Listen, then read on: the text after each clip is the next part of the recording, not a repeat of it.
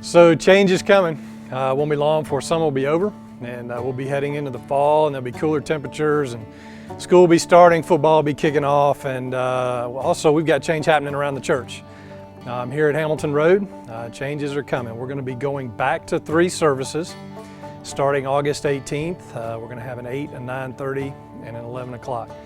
Let me give you a little bit of history behind this decision before I go on. About a year and a half ago, we sent 175 people out of Hamilton Road to Lee Scott Academy to start a second site. And we did that to create space here, but also to reach new people with the love and grace of Jesus Christ. And certainly those two things have happened. But also at the same time that we did that, we dropped back to 2 services here at Hamilton Road. And we thought we'd be there for a long time, but as we've looked over the last 8 to 12 months at our attendance and what's happening in the parking lot and our kids area in the worship space, we've noticed something, that we've been reaching the 80% capacity mark in either one or all of those areas over the last 8 to 12 months at the peak times and seasons in our church. Experts tell us once we get to 80% capacity in any one of those areas, we need to make a change, because we'll never really get to 100% or full capacity, because people won't put up with the struggle of just getting in, getting a parking place, or getting their kids in the worship area trying to find a seat. So we've decided to get ahead of that and make some changes, and we're doing that just by adding another service, and we think that that's important. When people find it frustrating to come to church, they don't do that for very long before they just stop coming, and especially people who are trying to come here for the very first time, or non-Christians, unchurched people, de-churched people. Very sensitive to things like not finding a parking place, or seeing long lines to drop their kids off back in Cornerstone Kids, or having to stand in the back to scan for a seat in the worship space. And so we want to make sure that we make this a comfortable environment so that they can come, and ultimately we want to connect them to God, lead them to know and serve Jesus. That's our mission, and that's our goal. We want to do everything we can to remove the barriers so that they can find a place here. This was made very real for me one day. Just tell you a quick story. I was shopping somewhere locally here in town and had my stuff and was checking out, and the girl behind the counter who was ringing me up, she said, "Hey, you're Pastor Rusty." And I said, "Yeah, that's right." And she said, "I go to your church." And I was like, "Great." And she said, "My family goes, we love it. We really appreciate all that you're doing." She said, "Sometimes it's frustrating though." And I was like, "Okay, well, tell me about that." And she said, "Well, like a couple of weeks ago we had come and we were about 2 minutes late. And we were driving along Hamilton Road, and there were cars lined up all along the edge of the road, and so we just assumed the parking lot was full, so we just kept driving and we didn't make it to church." And she said that happened again 2 weeks later. We noticed the same thing, and she's like, "We're good. I mean, we love the church. We're going to keep coming, because all that means is that church is doing great and people want to be there."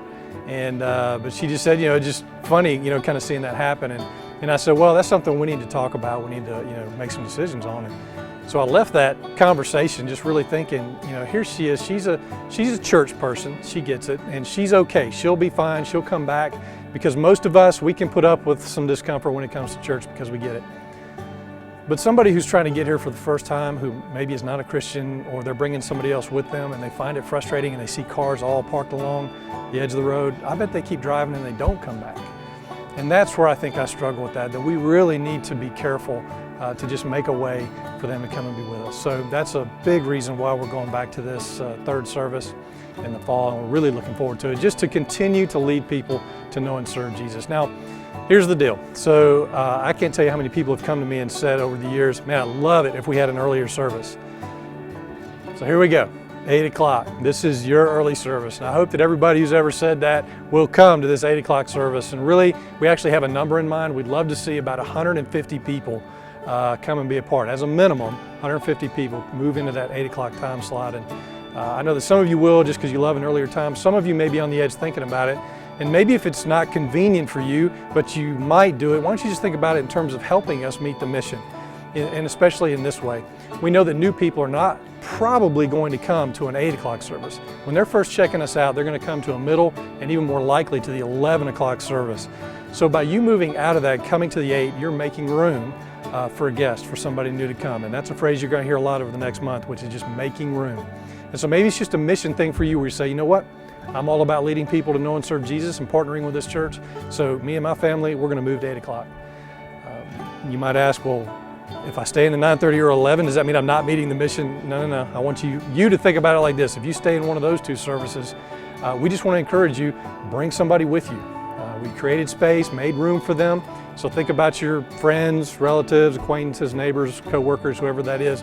Invite them to come with you to church, and then maybe even take it a step further, just invest in their lives as they're coming here. Maybe also bring them to your small group, or just answer any questions they have, or help them along the faith journey, whatever that may be.